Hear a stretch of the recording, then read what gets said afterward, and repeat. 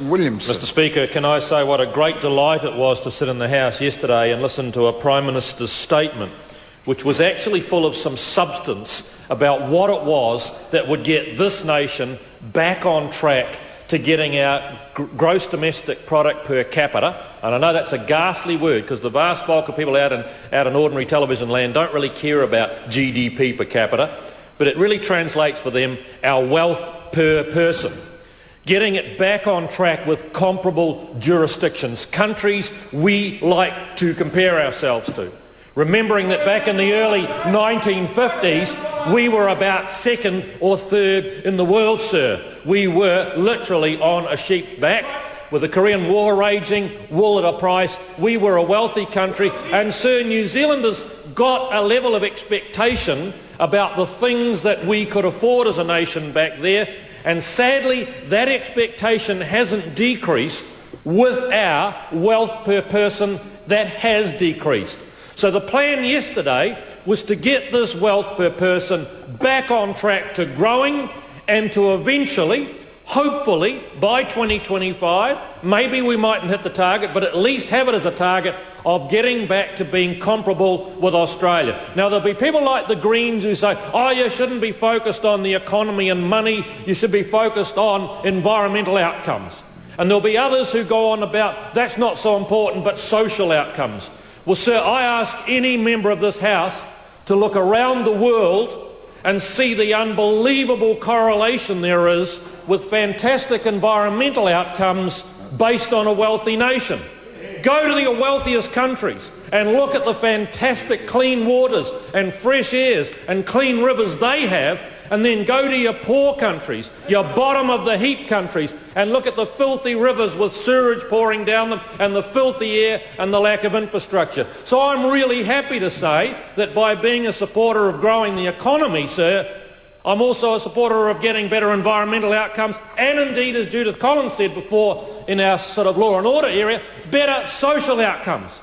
You get way better outcomes if you've got an economy that's booming, that can employ people. At least those people need to be employable to start with. And therefore, I want to talk about what I think in the Prime Minister's statement was great. Certainly a focus on lifting innovation and productivity. Sir, it is no good if we just keep doing the same old thing, the same old way. We will get left behind. Here's a little trick for you. We think that we're not doing too bad in the world for our wealth per person, our GDP per capita, because we're about 24th in the OECD, the rich man's club. But, sir, there are heaps and heaps of countries that aren't in the rich man's club that are way wealthier than us already. Now, it won't come as a surprise to members today to hear Singapore, who we used to help through the Colombo plan because they were so poor, well, their wealth per person is nearly twice that of ours. That won't come as a surprise, and nor the fact that Hong Kong is. But what about Puerto Rico passing us 5 years ago? Puerto Rico, 5 years ago, their wealth per person, their GDP per capita passed us, and Slovenia passed us 3 years ago.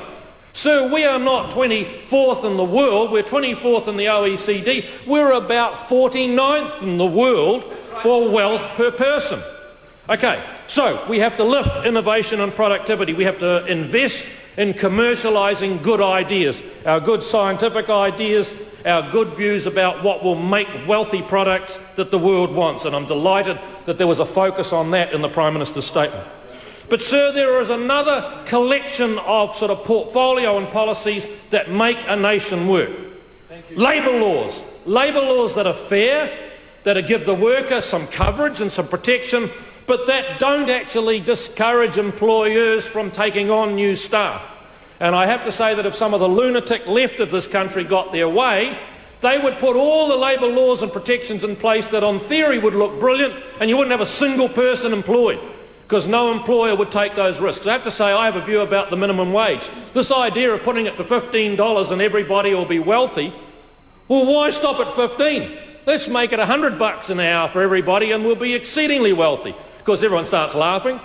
Even Labor's starting to laugh at that, and they know that the moment you make an artificial per hour rate, you literally stifle the ability for employers to employ. So I'm delighted that we've made only the small move we've done on that.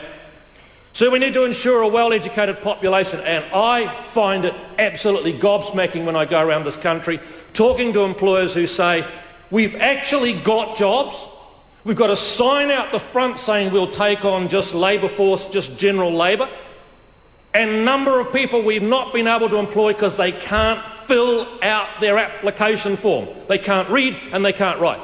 Sir, that is literally a national disgrace. Well, we have compulsory education to the age of 16 and are paying an education system the billions we are. It is a national disgrace we turn out people who cannot read and write. 20% have no educational qualification up to the NCEA 1 level, and believe me, NCEA 1 level is not going to be enough to get you through. And so again, I'm delighted the emphasis on national standards, on actually identifying for every young child in this country where they are up to in their reading, writing and arithmetic standards and how well they are progressing. I like Anne Tolley's analogy. We like to have that for our Plunkett graphs for their weight and their health. We want to know, are they getting stronger and taller? And we monitor that, and if they're not, we do something about it. Why not do that about their educational standards and their achievements so that we can spot where they are not making the grade, provide the necessary support and assistance and get them into it, sir. Just absolutely delighted at some of that came out. And sir, the taxation system. I have never heard anything like it. Who introduced GST to this country, sir? Who was it? Labor Party, Labor government introduced GST. I want to pay a tribute. I think Sir Roger Douglas did one of the best things for this country. I like GST. I tell you, I like it, and I think David Longley's quote one day that even drug dealers have to now pay tax means it's right. And so I like the idea of a tax system that taxes bad and rewards good. And I think spending, consumption, buying new big plasma screens is a bad, and investment and savings is a good, and income is a good.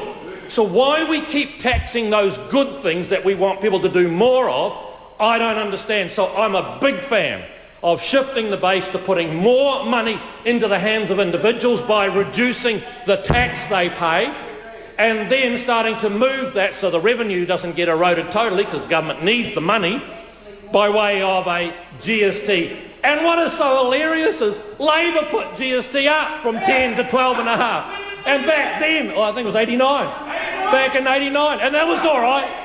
That was okay, but now somehow it's not okay. Well, sir, I like it. And the other thing is, what I really, really find galling is this, your tax cuts are for your rich mates. Now, sir, I want to give you a little analogy. 10 people go to a restaurant and the bill's $1,000 for the meal. And one guy says, look, I'll pick up 900 of it. Wow, says, oh, that's fantastically generous. And the other person said, well, I'll pick up the other 100, just two of us.